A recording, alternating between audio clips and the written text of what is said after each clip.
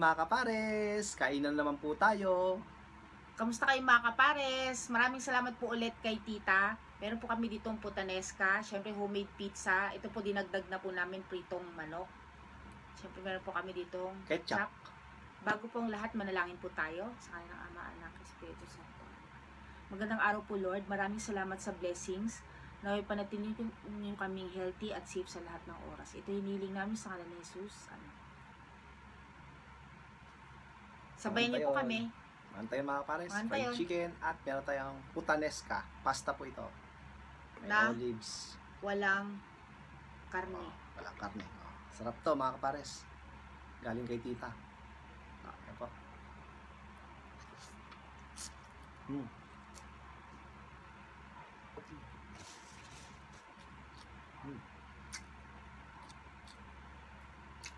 Comment lang po kayo kung natikman nyo na tong pasta na putanesca.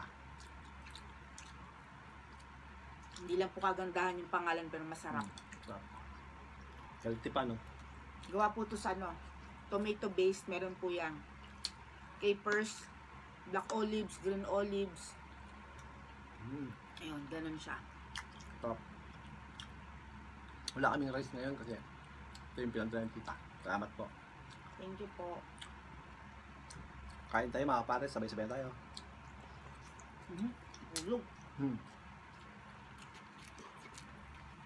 Ito homemade din pizza. Galing kay tita. Gawa niya. Yan. Saan pa? Walang hot sauce na. Wala ko hot sauce. Gusto mo? Ikaw, ano na? Top. Ito gawa ng bahay yan ha. Lutong bahay, baka ka na binili. Dagdag lang kami para magandang, lalong gumanda yung combination para tayong kumain sa restaurant, no? Huwag na tayo magpangalan, Bebe Labs ha. Huwag tayong na-endorse.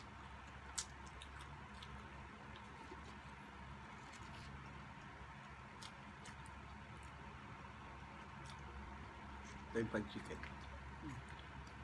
So, usawa natin. Ketchup. Ano?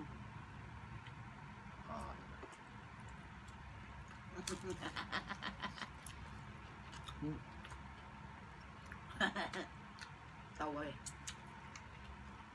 Happy? Happy.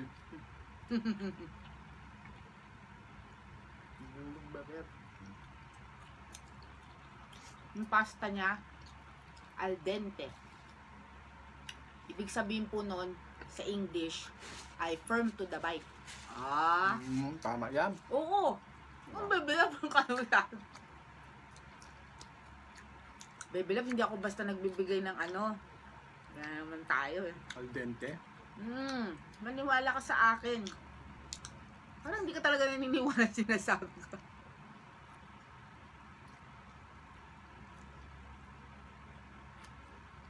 Drinks natin.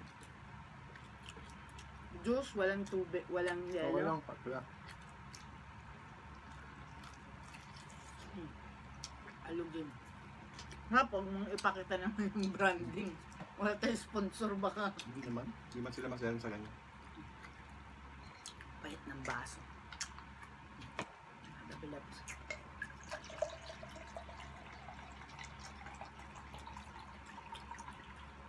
Bihira lang naman kami mag-juice.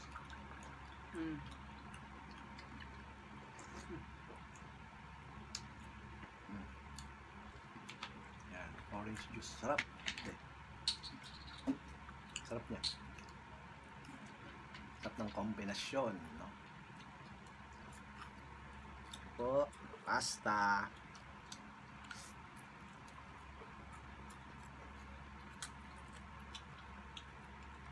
Para sa mga nagda-diet. Wala tayong rice yan. Parang wala pang kinagat na manok.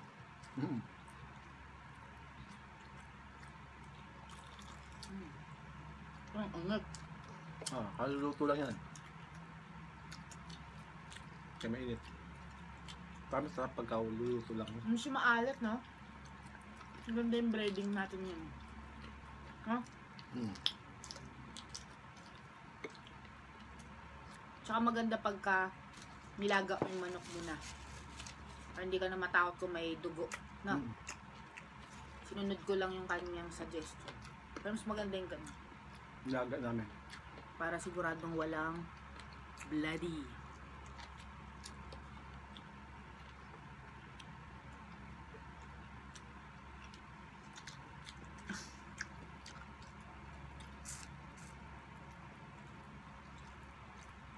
Si Bebe Love, si Boy T.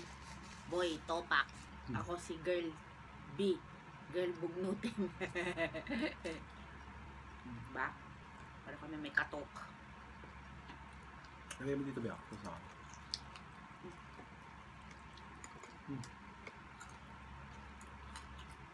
Parang pwede na ito ilaban sa fast food ah. Oo. Hindi ito pang fast food, pang restaurant to. Hindi manok. Masarap siya.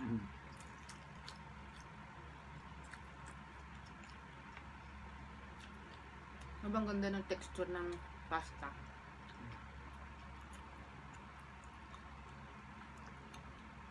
Hindi naman kasi talaga sinusunod yung nasa instruction eh, yung nasa packaging.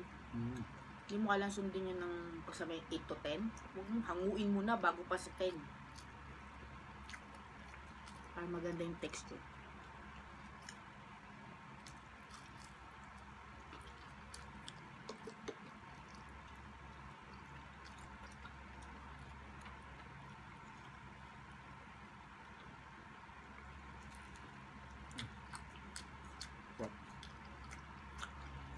Para tayo nag-restaurant eh.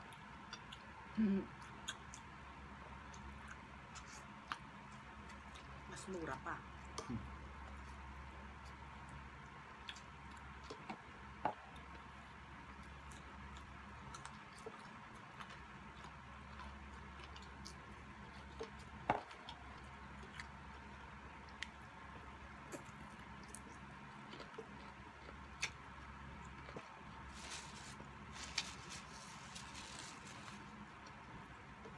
Sarap.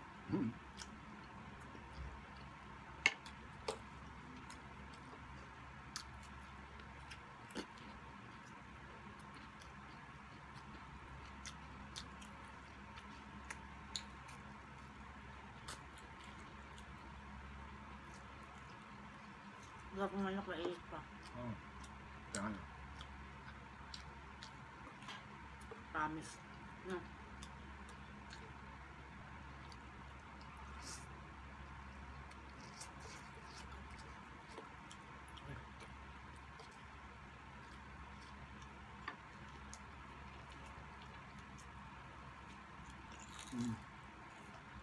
Tuloy lang natin.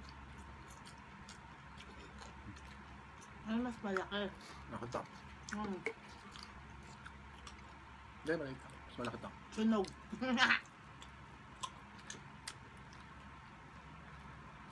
Akin yan. Nakagat ko na eh. Kagatan mo yan. Ayaw ng kagat. No. Ang liit ng kagat ko, laking kagat niya.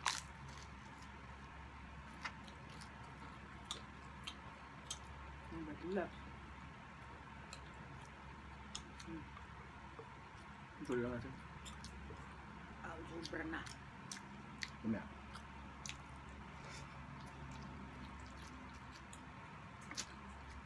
Gusto kong busin yung chicken.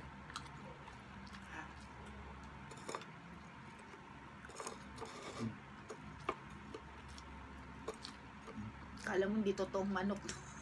Yung breading.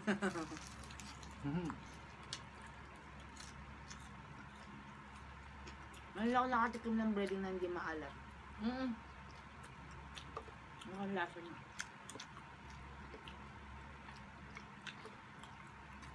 Kasi may mga breading na ano eh, pag nilagay mo ng walang arena be, Oo. tapak.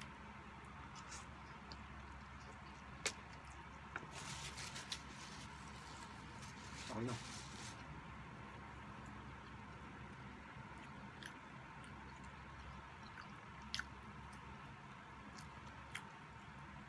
Maraming salamat po mga kapares. Ganito lang po yung aming video, mahaba na po. Uubusin po namin to off cam. Shoutout po sa lahat po ng aming mga followers, mga subscribers namin sa YouTube channel, mga silent viewers, At yung mga nag-share po ng aming video, maraming salamat po. Malaking tulong po yan sa amin. Salamat po sa inyong pagsubaybay. Hanggang sa muli mga kapares. Ingat po. God bless. Stay healthy.